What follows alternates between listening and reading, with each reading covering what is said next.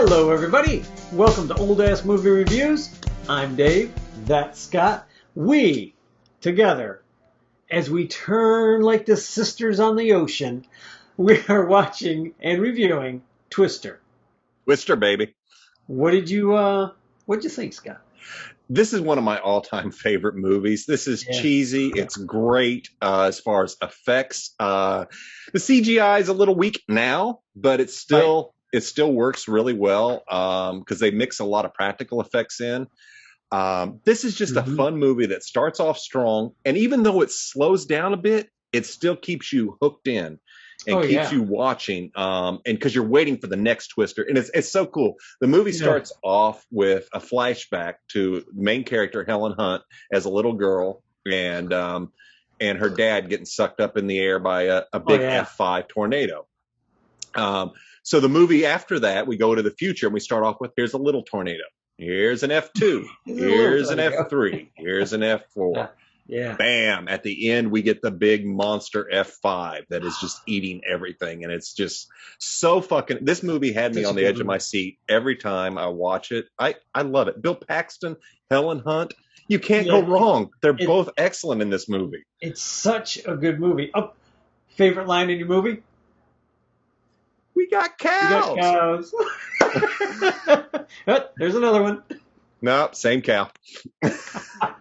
Same cow. I love that. Jamie Gertz's character is Melissa, Bill Paxton's Billy, his new fiance. He is separated from Joe, who is yet to even read the divorce papers because she's still in love with him. And it's obvious. And I have to. This is the first time I've watched this since we've been reviewing movies. So I watch things a lot closer now, and just watching Helen Hunt, she's phenomenal in this. She does so much with her eyes, her face, and Bill Paxton. Goddamn, I love that man in anything he's in. So it's the two of them had such. We've talked about chemistry in a lot of other movies, and how some movies have lacked it, and how some movies just they have a natural chemistry. Those two, my God, they had such good chemistry together, and they've only done the one movie together, as far as I know. They only did one movie together. They should have done like a whole string of movies together. After this, they should have. Maybe they didn't like each other, but their chemistry was great. Their chemistry, if they didn't like each other, their chemistry on screen is freaking phenomenal. Yeah, absolutely. What was I going to say? Jamie Gertz? Jamie Gertz, which first hit the scene that I remember her in The Lost Boys. Yep. And then there was a sitcom that I saw her in that I used to watch all the time, and I can't remember the name of it. The old lady told me about it last night, and I didn't write it down. But it was good. I'm looking at her, and I'm like, man, I know I've seen her before. I'm like, what? Yeah. I know that face. I said, but she was younger. And that's the old lady looks over, and she's like, yeah, that's Jamie Gertz, Lost Boys. The girl that was there. I was like, oh, my God, that's right. And as soon as she said it, it clicked right in. I was like, oh, my God. And then the funny thing about her character is they're in the middle of chasing the tornado at one point, and she keeps getting a phone call from the she's a therapist, a sex therapist. Somebody's having a horrible day, and they're just keep calling her. And she's like, I got to let you go. We got cows. And there's a cow flying by the freaking truck. This is the first time I've watched this movie, and I felt so bad for her. Oh, I know. She didn't ask for any of this. But thank God she realized what she was in the middle of, she couldn't touch. Because her and Bill Paxton's characters would have got divorced. The two of them would have got married. That. Yeah, they would have got divorced. What's interesting is they were in their own Twister. You had the Twisters out there, and then you've got this triangle. Triangle. That she just realized. One's just a force of nature. Yeah, she can't compete with that. And she realizes, and I realize this after watching this, that Bill Paxton's character, Bill, has changed a lot from who he was, kind of pushing his past aside, but he can't keep that down. And it shows right away. Once he's back in the field, he is on fire again. And it's... Yeah, like instantly. Like he's just, I'm not part of that. I'm not part of that. And then Helen Hunt's character gets right under his skin. Oh, yeah, you're a weatherman now. What do you say like? What do you say it like that? She's like, why do I say it like what? Well, you're a weatherman. It's like insulting. He's like, I don't want to argue. She's like, I was very proud of you. You got a job. You want to do it. He just goes off. Like, he just totally loses it. And she's having a conversation in the truck with him at one point. Yeah. I forgot what she's saying. She's just talking about, well, what is she like? Do you know? And she's making small talk, but every little piece of small talk, she does it like you said, with her eyes and her smirk and her. It's not even the words coming out, because the words coming out are just very conversational. But it's the sideways look and the smirk on her face. She's phenomenal in this, man. When she's talking to him about, oh, your new fiance. Well, what's she like? What does she do? Well, why do you gotta care? Why do you ask me? Why are you getting into a fight with me? She's like, I'm not getting into a fight with you. I'm just asking questions. I want to know what's going on. It's like, no, you're not. You're trying to start a fight. And he's right. She was. Absolutely right. It's like, you're just trying to start a fight with me. She's like, what? I'm just asking. We're having a conversation. What is with you? And if I'm not mistaken, it sounded like that was going out over the radio, because some of the like crew were like, "Hey, they're getting better at this." Yeah, they're getting better at this. They're listening to that, and it's so damn funny because I think they were the only ones going out. Yeah. On the radio that they were on every time they had a big conversation. Yeah. And Jamie Gertz's character was in the back of one of the trucks with the hippie guy at one point, and he's, oh man, he's just a total freak. And that was let me write Philip Seymour Hoffman. Philip Seymour Hoffman. That was the first thing that I can remember seeing him in. Yeah, and he was great. He was fucking great too. You know what? Yeah, he was a phenomenal actor. I remember him in Boogie Nights. I think he was in one of the Mission Impossible movies. He was also the writer. Capote? Capote. I have not seen that, but I'm sure it's good. That is a great. He was much taller than Capote. I don't know how the hell he pulls it off to where he looks like Capote. He acts like he's got the voice down, the little. Oh, he's a great. The little mouth thing down. He was a great actor. Too bad he had a demon on his back. And then when I'm watching this, I'm looking. It's like I love Bill Paxton as an actor and as the writer and creator things that he's done. And then I can't watch this without thinking, damn, we lost Bill too early. And then I see Philip Seymour Hoffman. It's like, fuck, who else is going to show up that's dead in here? And it was kind of depressing. Right. But. Yeah, I get it. One thing that I don't know, you watched Agents of S.H.I.E.L.D., didn't you? Yes. When he's in Agents of S.H.I.E.L.D. as the Hydra commander?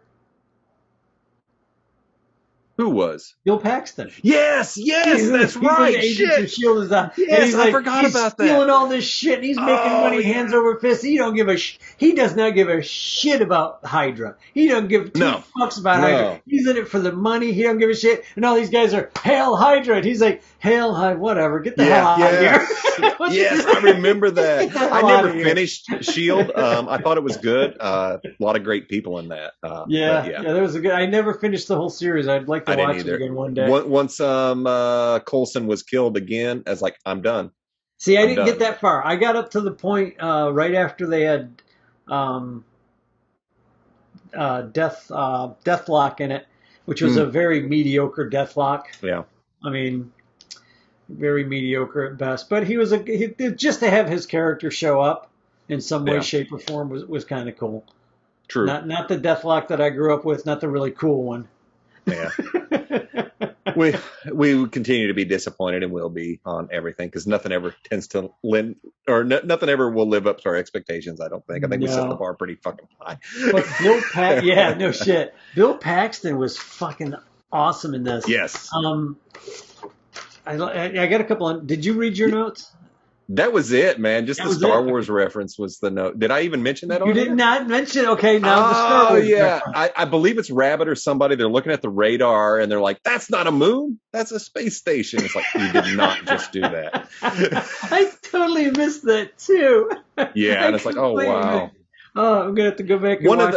One of the other things I meant to write down was while there's a big cast in here. They're very secondary to Bill Paxton, Helen Hunt, Jamie Gertz, Carrie Ells. Yeah, Kerry Hughes is great in this movie. He's plays what a jerk. A jerk. You don't even mind him getting killed. You mind the guy next to him getting killed. I felt so bad. It's like, you stupid fuck, stop the truck. As I'm driving, some guy's telling me, no, you're going to listen to me. I'd be like, fuck you. No, not when I'm staring at a monster. The one guy that I trust in the whole world about these tornadoes told me to stop and turn around. I'm going to turn around. Well, that's just it. Let me talk about his... Oh, I lost my job? Okay. Yeah. His crew, it was very obvious with the secondary storm chasers that they really didn't know what they were doing. They were just following Bill's lead in that team. Yeah. So that was, God, but that was necessary. That was... Yeah, that had to happen.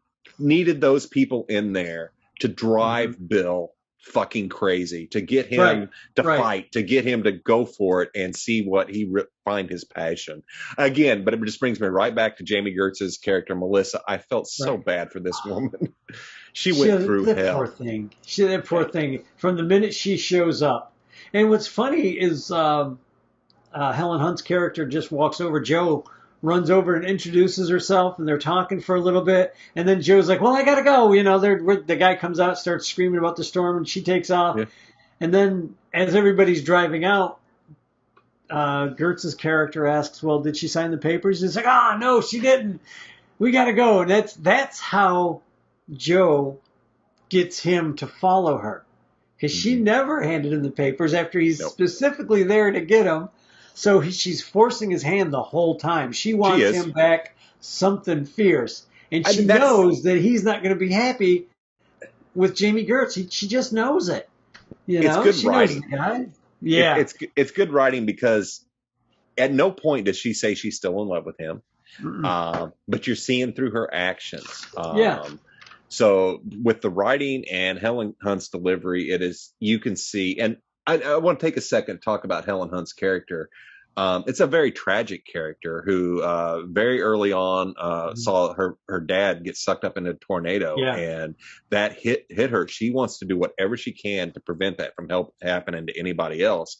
But at the point where, at the very beginning, when they're hiding under the bridge and that twister's coming, she's crawling out to face it head on. And it's like, this is a woman who is... She's possessed or driven by the loss of her father, and it's like it's sad. It is. But it's delivered and done so well, and the effects really sell this movie. Well, the funny thing is, I watched the special and was getting some background information on this. That opening scene with her father at the door, he wasn't supposed to die. Like the first time they ran it, he didn't die. Steven Spielberg is watching it. He looks over at the director. He goes, the father's got to die. He's right. Or the rest of your story just falls apart. Because there was nothing, she needed that. It was the right decision because there was nothing to drive her at that point. Yeah. It's like Batman's parents have to die. Or there's otherwise no you don't get Batman. You know? Yeah. Clark Kent's parents have to die. Kal-El's parents have to die. Or you don't have Superman. That's correct. Her dad had to die, or you wouldn't have had Joe. No. Doing the Dorothy, and it's great the name Dorothy for the little sensors. Even and everything. Her little dog at the beginning. Yeah. Looks like Toto, and it's like, you motherfuckers. It does, doesn't it? I forgot. That's funny. I am such an animal lover that I was so stressed out at the beginning. I was like, will you get the dog? What are you doing? Go get the dog. That's what I kept. Get the dog. Why are you leaving? Get the dog. There's to go on a rant real quick. There's an old Benny Hill skit where Benny Hill is sitting there talking. He's playing a character. He's playing a writer, a movie writer, and he's being interviewed. And he's talking about how this villainous guy, this horrible guy, is, he's found his circle, and people are going to find him very likable. And he goes through this whole tirade of the raping, the killing, the pillaging, the burning down of the house. He slaughters everybody in this town. And the lady's looking at him. She's like, well, what makes him so likable at the end of this movie? He goes, as he's walking out the porch, he leans over and he pats the dog on the head. And then he leaves. And every time I see a dog in a movie, I always think about that stupid That's great. No, that's great. Of an old Benny Hill show. He leans over and gently pets the dog on the head. Yeah. So one of the things I'm thankful for, they didn't kill the dog. No, any thank of them, goodness. even her aunts at near the end. Yeah, the dog saved the aunt. Yeah. So it's. Yeah. I appreciate that because I find writers a lot of times go for a cheap pull on the heartstrings, like killing an animal, and I have no use for it at that point. I find it cheap and lazy. But there we go. Very thankful to see no animals hurt in this. I worried about the damn horses at the end. The chickens probably didn't make it, but the horses did. Well, it's hard to say about chickens. They don't exactly fly. No, but I bet they went for a ride. Towards the end, and they could land pretty well. Yeah, so they had a nice ride, I'm sure. As long as they have some feathers left, they're okay. Probably not. That was a monster tornado at the end. Dorothy, the note that I have is she literally got him to stay because she knew he'd want to help with Dorothy. That's how she gets Bill Paxton's character, Joe. Mm-hmm. Something they made together. Gets him to stay. The whole thing is a complete setup to get him back. Yeah. I just love that writing. And Michael Crichton just blew my mind when I realized he's the guy who wrote this. It was Michael Crichton and Anne Marie Martin. I've heard her name before. And it was so well done. It's such a good script. But I wanted to say that too. Directed by Jan de Bont, director of Die Hard. A lot of thrillers. Lethal Weapon 3. This guy was something else. He's sitting there talking about all the practical effects. 90% of this movie is practical effects. Mm-hmm. The only stuff that's really twistery is the twisters. Yep. And that was all done by ILM. And it's the first time they used particle particle animation. Generator? Particle generator, whatever they call it for the animation. It's the first time ILM did that. That's why now it looks so rough. But at the time, oh my God! At the time, it was amazing. But like you said, it still stands up. And when they're running, when they're running from the tornado, that's not green screen behind them. No. He said we didn't green screen anything. What we did is we basically rotoscoped them in. Wow. He goes, it was a hell of a thing, but he goes, I wanted it to look as real and in there as you could. Still does. At the time. And it does. It looks really good, even now for me. Yeah, it looks great. Kat and I, when we first went to see this, we went to see this at a drive-in. Oh, my God. Yeah, it was either Jersey or upstate New York because it was really close to the border. But when we're sitting there, it's funny because it was with her and a bunch of her friends from work. We're watching this, and it's loud because everybody's got their car stereos hooked up and everything. Whoa, you hear the fucking tornadoes. And at one point, when the tornado is coming through that town and it starts to hit you just see everybody that's watching this movie at the drive-in, you can just see everybody start looking around like, just to make sure there's no goddamn twisters around. Just looking around. Damn. One other thing, real quick. This is a Skeeter and Donnie Jones moment. When we were there, UFO directly above the drive-in. I had forgot about it until Kat mentioned it the other day. It was not a helicopter. It was not an airplane. It was not making any sound. It was not a blimp. It was literally, it hovered, stayed, and then when everybody started looking up at it, it was gone. And you see about 150 people do one of these and go, what the hell is that? And then turn back to the movie. And then turn back up to the sky, like almost all in unison. Like, what? Did I just see that? It was a Chinese Skeeter. Chinese Skeeter helper. What else? What else do you have? I just thought that's an interesting story. No, that is some interesting stuff. I do believe when this movie was making its theatrical run, that something like that happened to people in a theater. That the mall they were at actually got hit by a tornado during the showing. Can you imagine that shit? No, it's just this. This is great sound. It's like 3D. It reminds me of Bachelor Party with Tom Hanks when they're at the 3D movie theater and the bus crashes through the screen and they're like, oh, these are great effects. Yeah, horrible. Jeez. Bachelor Party. We definitely need to do that sometime. I haven't seen Bachelor Party in years. I just remember the mother-in-law. Is that the 12-inch? And this? I was going to say, I just remember the mother-in-law at the strip joint. She's just tugging on that freaking guy. It's Nick the Dick. Okay, God, I remember too much of that movie. Oh, that's funny. He's standing up. I just love the soon-to-be wife. Whenever he's saying, like, you want to just stay? You want to do this? She's like, no, I'd like to tag along. It was like the worst mistake she could have said. Well, she said later on, she said, when you said you were chasing tornadoes, I thought it was a metaphor. I wrote that down. That was one of my notes I wrote down. I was like, that's a great line. When she's just having a breakdown at that point. Yeah, God. That was just a metaphor. So good. Matter of fact, that was my next note. Oh, poor Melissa. You feel so bad for her. You do. Character.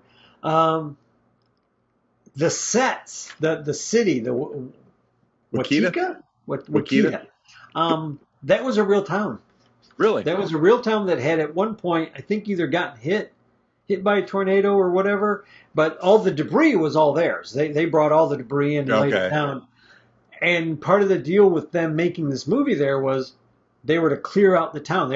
They paid basically to have all those buildings finished torn down, torn down, and it saved the town so much money because they had all wiped out, all hauled away, and then the town can start rebuilding. But that whole town, that's a real fucking town. Wow. That they went in. It looks great. I was like, how did they do that? They put the debris down and made it look like the big debris field. Yeah. Because I remember looking at that going, wow, that's a big set. That's a really big set. But that's being filmed in that town. Like, wow, and they destroyed the buildings. There. Wow. Yeah. And then most of the buildings were already destroyed. They just finished wiping them up. Okay. So they went there after a tornado had done that. But I guess it had been hit by a tornado like a couple of years before. Oh, wow. Yeah. And they were trying to like rebuild and doing it slowly. But these guys just went in there and were like, hey, this is perfect. That's smart. Okay, we'll do a deal for you. You know, you do this. That's why it looks so good. That's why it worked so well. One of the things I remember, and you said you watched the specials, and I didn't watch anything, but I have in the past, was I want to say I saw where with the tractors, when they're falling, they were actually dropping those from cranes. Yeah. That's amazing to me. The tractor trailer, the big tanker truck that's rolling at them, is half real and half CGI. Wow. When it drops on the ground and it explodes, that's real. Right. They literally took how did they say he did it? What Jan de Bont, yeah. Jan de Bont had them build a tractor trailer with a tanker out of aluminum. The wheels were aluminum. Everything was aluminum. They scraped it across the ground and they were getting the sparks, but they were, I guess, dragging it with a crane. So that's like all real. And then they drop it and there's a truck really driving through that shit, going around it. And the guy's like, well, we had to do that. The special effects guy, he's like, yeah, we had to go back out. We had to do it one more time. He goes, mostly because it was really fun to blow shit up. I bet. This movie's oh my God. Many practical effects. It's a great argument for practical effects. We on the show talk about our love of practical effects and always go to John Carpenter's The Thing and how the movie that followed it, when they added CGI, just didn't hold because you're missing that catch to reality. And that's why the CGI tornadoes and real debris and real things all mixed in. CGI definitely has its place, and when you mix it in, it's beautiful. Speaking of the wind, do you know how they got the wind? No, how did they get the wind? 2 707 jets. He went out. Oh my God! The guys went out to some freaking spot out in there, Arizona desert, I want to say is where they're at, where they have the big jet graveyard, the airplane graveyard.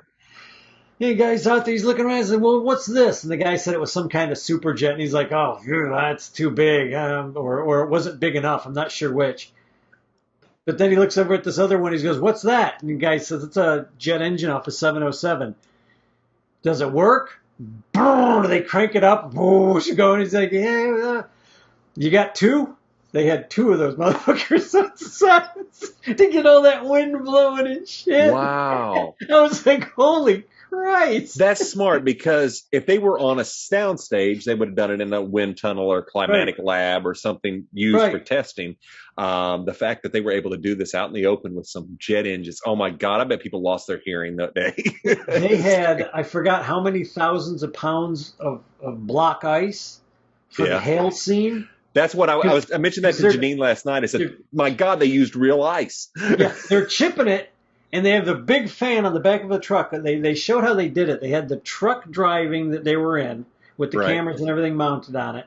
They had the truck directly in front of them with, I guess, one of the motors and with one of the shredders for the ice. And they were just shoving it at them. They had another big one with the cameras and everything on it with a fan. So everything is blowing on them. And they're throwing stuff in front of the fan. So it's hitting Bill Paxton in the truck. He goes, "Yeah, granted, the stuff's not really, it's not really heavy that's hitting me. But, man, it hurts." And he holds up his hand. He's got bruises all across his hand. He's got a bruise on his hand. He was pretty beat up, so that was real. But, yeah, he said they did a lot. There was a lot of physical stuff that they were doing that I guess his stuntman couldn't do because the camera's, like, right there, close. He's like, "Wow, I loved it, man. I had the greatest time. This is fantastic." And I'm just like, holy crap, that's a guy. That's a guy who loves making movies. He even said, "It's one of my favorite movies I ever made." How great! Yeah. How great is that? I just want to see if I missed anything for the practical effects or anything. I just like whenever his girlfriend, like when they're getting ready to chase another tornado, it's like the third tornado. She's like, "Oh my God, who are these people?" Like she's just freaking out. She's about ready to just lose her shit. No, practical effects. The animation I talked about, the 707 engines, the full-size tank. Okay, I think I got everything. Took them 6 weeks. Took them 6 weeks to shoot the house scene where the truck drives through the house on the road. That's an amazing scene. They were all separate sets that they were driving through, and he explains how he does it. Jan DuPont. DuPont. Yeah, DuPont. I always mispronounce his name. You mess up everybody's name, but that's part of your charm. Jan DuPont. Yes, I fuck everything. Helen Hunt. Mike? He just explained how they went through it, I heard you. See what I did there? I heard that. Just for 6 weeks. Took him 6 weeks to shoot that scene. That's incredible. Wow. The wheel when they're in the well house. Yeah. And they strap themselves to the pipe because the pipes go 300 feet, which I'm sorry, they would have died. Sorry, there's too much shit flying around inside a tornado to not be shredded alive. But that's but it's such a cool scene. It is such a cool scene. It's even cooler when I tell you how they did it, because I never knew this before. The practical effects guy, was being asked. They had him in a room, and DuPont's trying to figure out, how do I do this? I want this to turn, and I want them to be just getting all thrown around.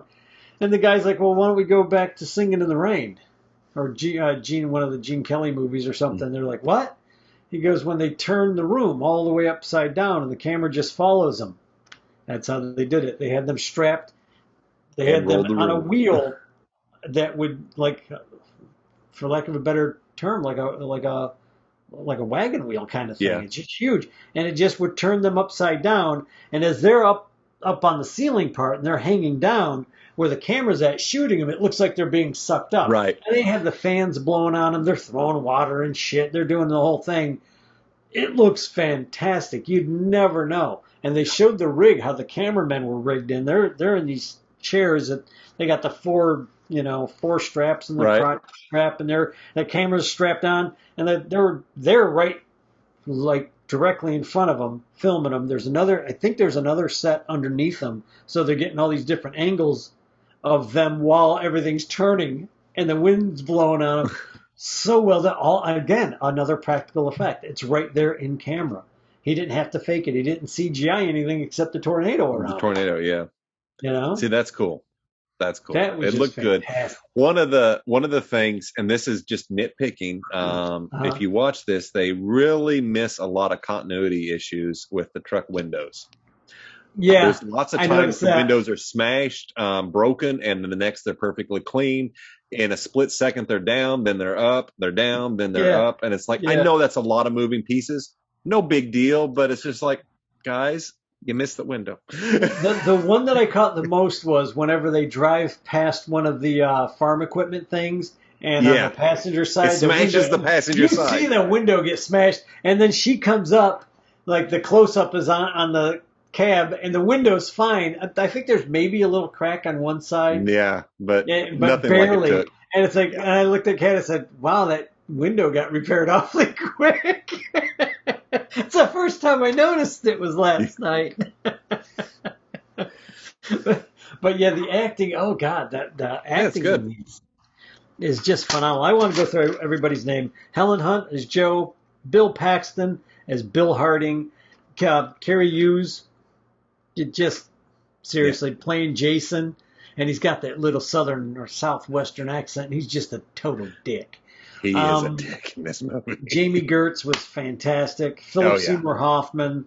Alan Ruck was Alan Ruck. Ferris Bueller's Day Off. That's who that is. It's like, why does Rabbit look like he was in Ferris Bueller? Every time I see him in this movie, I think this is one of his best roles. I honestly think this is one of his best roles. Trust the rabbit. The rabbit knows. The rabbit knows. The rabbit didn't have a fucking clue. The rabbit, just keep going straight. You'll come out on the highway. Hold on, before we go any further with the cast, I want to talk about that. This movie shows its age. Just on the fact of all the plat maps and the paper maps that Rabbit had to have to figure out where things were going. People would watch this now like, well, why don't they just pull out their phone? Did you see Jamie Gertz's bag phone that she fucking had, or the one with the antenna? It's like a walkie-talkie from World War II. Yes, we used to have giant ass phones like that, and that's all they did was make a call. And had to look at paper maps. I can still read one. You know, I bet you $5 if you're in that kind of situation, you would still have all your maps. I would want that because you're not going to have the internet to be, because that was another complaint. It goes down. Another complaint. Oklahoma has got the best electrical infrastructure to be able to have an F5 or an F4, whichever it was, hit a drive-through, a drive-in, and all the power stay on throughout the entire storm. Shh. It's all local. It's all local energy sourced. Must have been. That's some great wiring and everything. Yeah. So you know what it was? It was kinetic energy. That's what it was. It was the tornado was actually helping the energy grid. It was making the electric. I just like when they go into the garage, they're laying down in the little pit. Yeah. And everything just from town just starts landing on top of them. First a car, then another car, and then the sign. Then the sign. It's just like, Jesus. I would think God had a boner against me at that point. I'm like, what? Come on. One thing I thought was weird was the one storm chaser hiding in the car. It's like, you chase storms. Why are you afraid all of a sudden?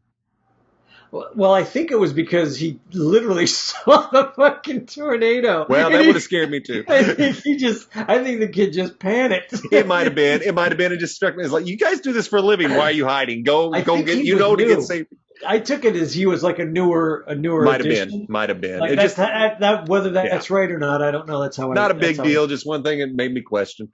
Yeah, that was this movie.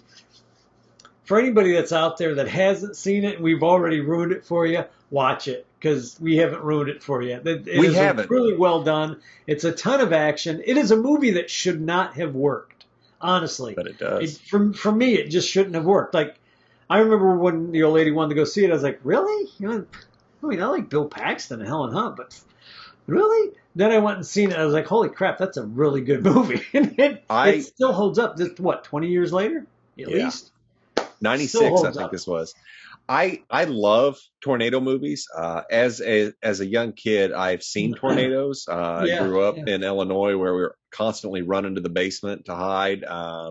I've heard them. I've seen them here in Florida during Hurricane Ivan. We had one rip a bunch of trees out around me, and the whole every time I see this movie, I think of that night when Hurricane Ivan hit, and my house is literally lifting up and dropping down, lifting up and dropping down as we're hiding in the hallway, shitting our pants and realizing there's not a fucking thing we can do. If this is our time, this is it. And I love watching these movies like this because it's just so, we do ruin movies, but this is a movie to experience. It's so cool to you crank the sound up and just feel it. Yeah. I'm sorry that the tornado growls, but that's just the way it is. They don't do that. I mentioned that last night. I was like, and each one of the tornadoes sounds different. Did you notice? They do. Yes. And there's one, they actually sound like big dragons. They sound like monsters coming after you. They sound like a villain. They sound like some kind of creature that's actually on a rampage. It was the sound design in this movie is freaking excellent. It's great. The special effects. Now, this is, like I said, the first time ILM ever used this particle effect. Yeah, it's great. For being the very first movie that ever used it, the very first time, holy cow, it still holds up really well. It does. It does. Then just the chemistry between Bill Paxton and Helen Hunt. And then Jamie Gertz in the back seat. Like, she knows everything. I think about halfway through this movie, she already realized she's lost. She's just waiting for it to end so she can just break up with him. This is, as many times as I've seen this movie, I can't believe this is the first time I saw it for what it is. It's a love story. Yeah. Yeah. And it's Helen Hunt not being able to let go and being told by her aunt, you haven't let this guy go. And the aunt tells her, like, well, why else wouldn't you have signed the papers? Why wouldn't you have sent them to him? Why wouldn't you have done this? He's right there. Like, he's here now, And then whenever they have their conversation during the tornado, and they're both wired. Yeah. They're both having the argument, and that's where I feel really bad for Melissa because it's like, God, she's hearing this. Everybody heard it, and the poor guy's just holding the umbrella over her, trying to show her as much sympathy as the stoner could possibly show her. Philip Seymour Hoffman's character, but it's like, oh, that poor thing. That would suck. One of the things that got me was when Helen Hunt's character Jo was talking about, she was very passionate about the destruction that these cause or whatever. And I forget what she said, but she made it sound like, like you don't know what it's like when a tornado skips one house and then comes right after you. Right. And he's like, is that what you think? You think it's and she did. She felt like it singled her out, like it came after her, and because it did to her, to that little child. Yeah. Like I said, it's tragic. And that was horrible. Her drive. Yeah, that was the greatest thing Spielberg could have given to that script was like, the dad's got to die. Yeah, had to. And he had to because without that, Helen Hunt's character had no tragedy. She had nothing. She had no reason to go out and really build or help build Dorothy. The little sensors that are going to go. She needed that. The story needed that catalyst. Yeah. And like just Bill Paxton's like, what's the problem? What's the problem? I'm right here. I'm right in front of you. And that's when I think that's when he realizes he's still in love with her. Yeah. Oh, he was. Yeah. The whole time. But it came out in the story that he left. And see, that's one thing that we never get in this movie is what happened between them other than he left. I wrote a note down. Like, I don't see it. I don't see these two characters ever breaking up. I don't. I mean, I'm sitting there watching it, and I'm like, okay, she's kind of... what happened? Their chemistry's too good. Their chemistry was just, like, perfect. Like, how...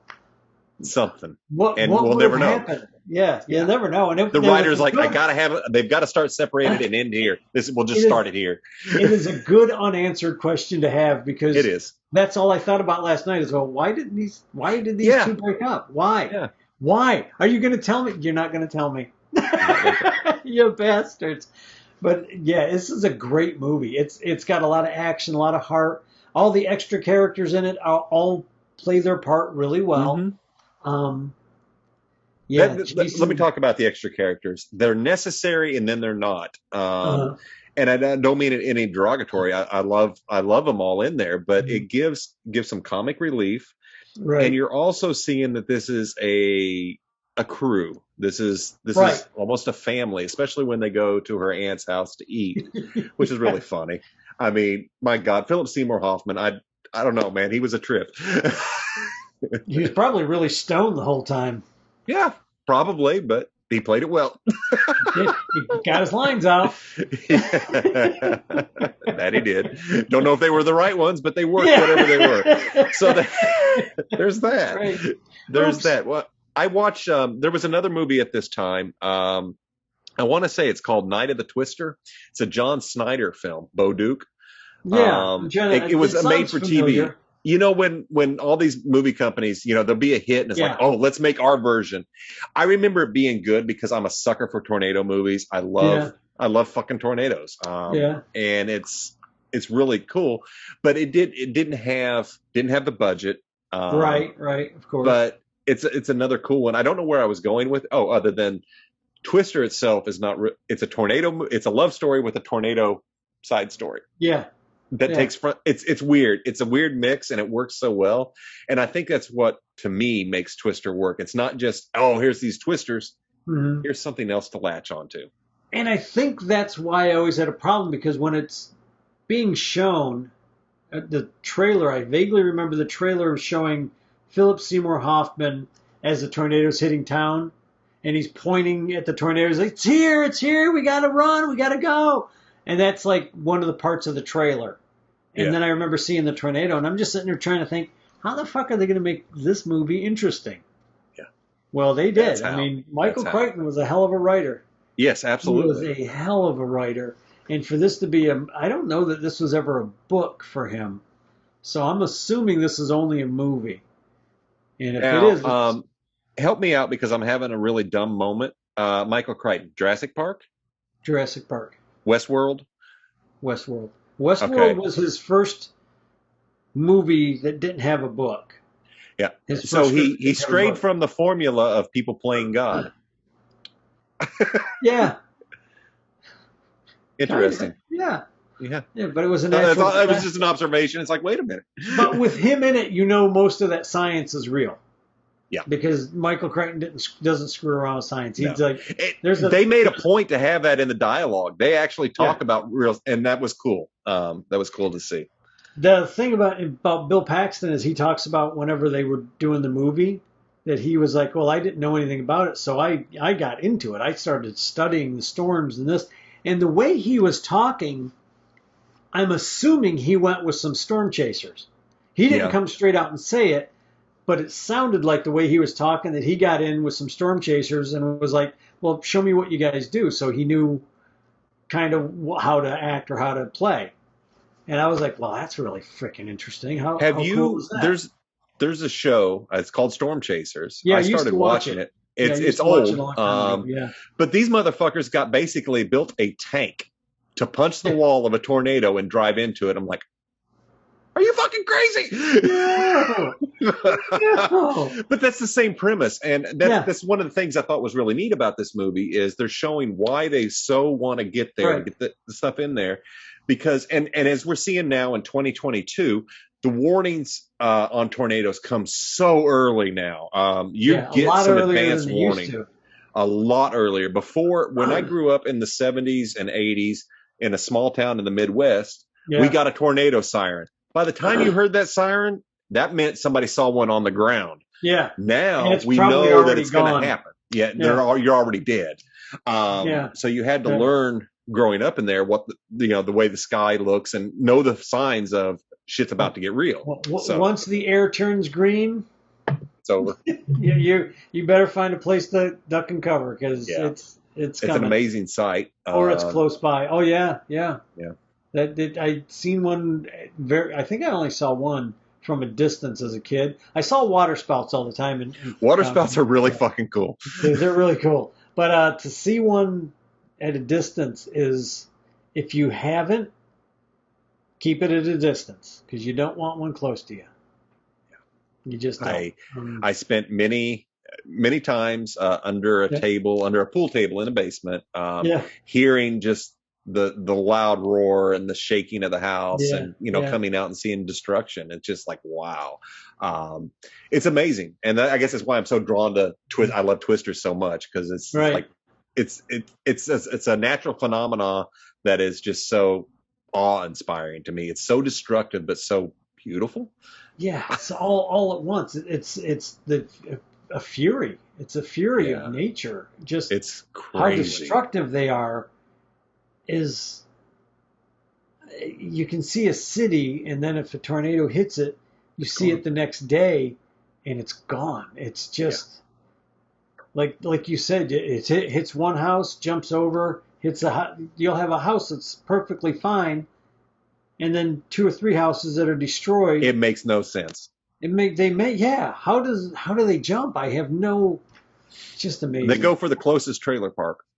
Yeah, they don't live in a trailer park. Whatever you do, folks, they like trailers. They eat. They do. There's something with the aluminum. I don't know. They're drawn to it. Aluminium, as the British would say. Well, all right, aluminium. Aluminium. Pronounce it right. Yeah, we speak American here. Talking American. Speak American. But yeah, I had something else I was going to say, but I forgot. But yeah, watch the movie. It's absolutely phenomenal. I will highly recommend Twister. I will go off of that. I highly recommend it. This is one movie that I can put on at any time and watch anytime. It's got great effects. It's intense. It's on the edge of your seat. To me, it never slows down. It's almost a 2-hour movie. Does not feel like it. No. Bill Paxton is great. Like I said, I love him in anything because he always brings it. And I can't look at him now without going back to Streets of Fire, which he's in for maybe 10 seconds. And he sells that bartender role so much. I'm like, man, had one line and you were beautiful. I mean, it's just so believable. He was great in that. Aliens. That might have been his first movie. It might have been. But with Twister, he does it really good. Game over. Oh, Aliens, yeah. Aliens. Helen Hunt, Jamie Gertz, Philip Seymour Hoffman, Alan Ruck. There's so many people in this. Carrie Ells, or what I cannot use, or fuck it. I think it's Hughes. I'm the one fucking up names today. So the guy from Princess Bride and Saw. Yes. As you will. Yeah. See, here's the thing with him. He's got such a range. He does any movie, any type of movie. Yeah. So it's cool to see him, and see him as an asshole like that was kind of neat. And the accent was perfect. Like, had I not known he was British, I would have never known that he was British. Yeah. I would have never known that he wasn't, from the Midwest. Yeah. Yeah. Good yeah, the people that can pull off an American accent and then go right back to their natural British just blows my mind every time. So accents are so fucking hard. So I applaud anybody that nails it. So yeah, I highly recommend this. Like you, must see. If you don't like it, okay, but this is a great movie. Yeah. I don't know. Old ass movie reviews. 2 old ass guys like this old ass movie and these old ass twisters. And you should too. You should too. So please take a moment, hit like, subscribe, tell a friend, tell whoever. Right. And by the time this goes up, I hope you enjoyed our trip to Empire Records with Rex Manning's #1 male fan. So we had a great talk there. So next week we are continuing Disaster with Airport 75. Are we doing Airport 75 first? I don't know. Is this our first disaster? This is our first disaster. So yes, it is Airport 75. Airport 75. I lost track of our disasters. Yeah. I haven't seen it since the 70s, Dave. Neither have I. I probably haven't seen it since 1975 at an airport. Probably. The same goes with the following movies coming up. So we are hitting disaster movie themes for the next 3 or 4 episodes. So please tune in if you like them. Nothing better than the 70s and now this a 90s disaster flick. Yeah. So thanks again for watching, listening, tuning in, and stay safe. Staying cool. Whatever.